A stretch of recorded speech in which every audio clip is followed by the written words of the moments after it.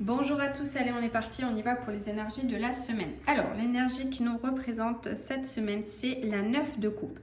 La 9 de coupe, c'est assez mignon parce que la 9 de coupe, c'est en cartomancie, on dit c'est un peu la reine des cartes dans le sens faites un vœu et vous serez exaucé. J'ai l'impression qu'il est question de prospérité, d'abondance, d'atteindre ses objectifs. Vous voyez, il est en train de réfléchir à tout ce qu'il a envie de faire, etc. Ce petit bonhomme. Et en fin de compte, c'est un peu qu'est-ce que vous allez demander à l'univers. Et méfiez-vous parce que la façon dont vous demandez, vous allez certainement recevoir quelque chose. Donc là, on est en train d'influer sur les plaisirs, sur la conscience, sur le rire, sur la vie. On est en train de voir l'accès en fin de compte à nos prochaines phases de vie. Donc ce qui serait intéressant, c'est de partager avec les autres et de refaire le point sur ce qu'on souhaite vraiment. Qu'est-ce que vous allez demander? Qu'est-ce que vous allez poser comme rêve aujourd'hui? Qu'est-ce que vous voulez vraiment? Il va falloir se sonder, aller à l'intérieur. On va regarder ce qui se passe, pourquoi ça sort comme ça. Là où on va, c'est pas grandiose, c'est la 9 d'épée. Donc là, de la 9 de coupe des émotions, on passe à la 9 d'épée, l'intellect. La 9 d'épée nous parle du fait de songer à ce qui prend trop d'ampleur en ce moment. On est en train d'être dans la difficulté à surmonter ses angoisses, à surmonter les choses, les pensées négatives. On est en permanence en train de canaliser justement ce qui nous arrive, à se maîtriser, à maîtriser ses pensées. Aujourd'hui, ce qu'on veut, c'est trouver cette espèce de soleil intérieur, cet aspect qui dissipe les illusions, les doutes. C'est vraiment, on est en train de chercher justement l'espoir à portée de main. Vous voyez, c'est assez parlant quand même parce que du rêve comme ça, on est en train de passer à tout ce qui nous brasse justement et peut-être tout ce qui nous empêche de rêver. La carte qui est en faveur, c'est la roue de la fortune. La roue de la fortune, dans le tarot, elle est vraiment considérée comme un espèce de statu quo dans le sens mettez-vous au centre de cette roue. Et là, il ne peut rien vous arriver. Parce qu'effectivement, on est dans un changement radical qui est en train de se présenter.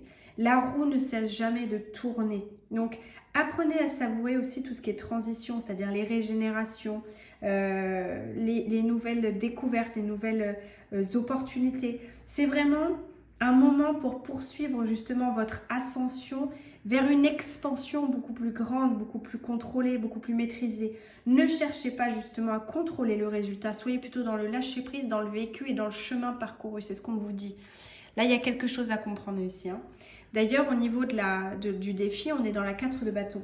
La 4 de bâton, c'est justement apprendre à profiter. Et c'est le défi. On se prend tellement la tête, là, on est tellement dans le brassage, là, vous devez le sentir en ce moment parce que ça remue sévère, que effectivement la 4 de bâton, c'est comment je retrouve du plaisir, comment je gère cette période de changement. C'est au niveau conscience, c'est savourer aussi avec les gens qui sont là, qui ont les mêmes fréquences que vous, qui vous poussent à évoluer, qui vous poussent à avancer. C'est vraiment laisser aussi votre corps intégrer les leçons.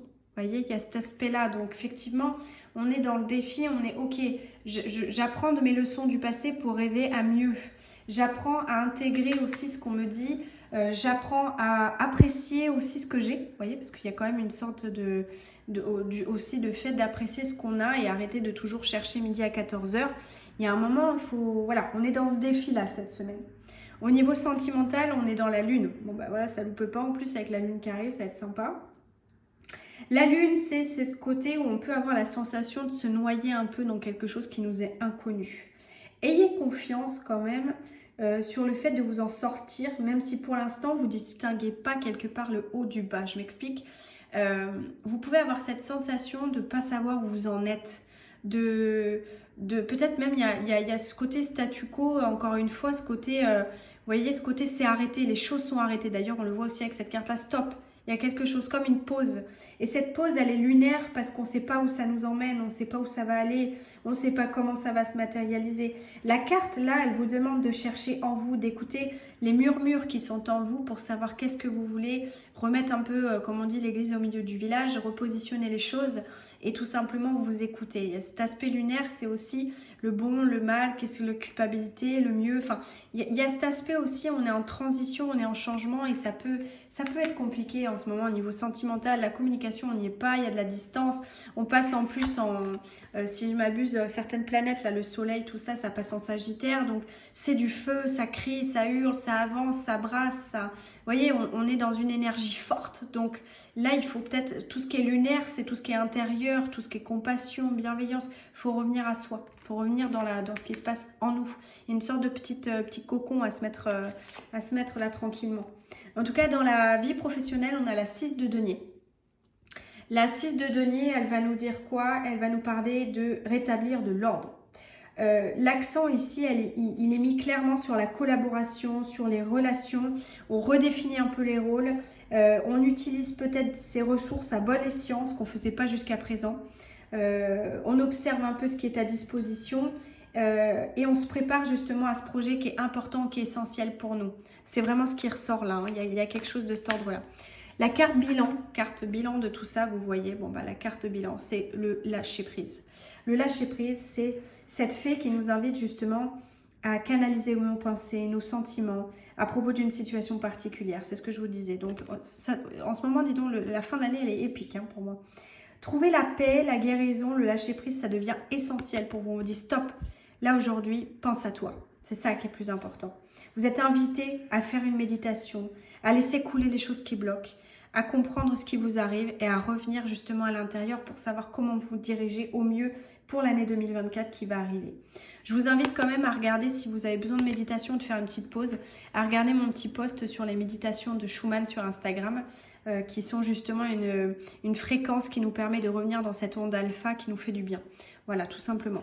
Si vous avez besoin de guidance, de voyance personnalisée, rendez-vous sur kivoitout.fr. Allez, à la semaine prochaine.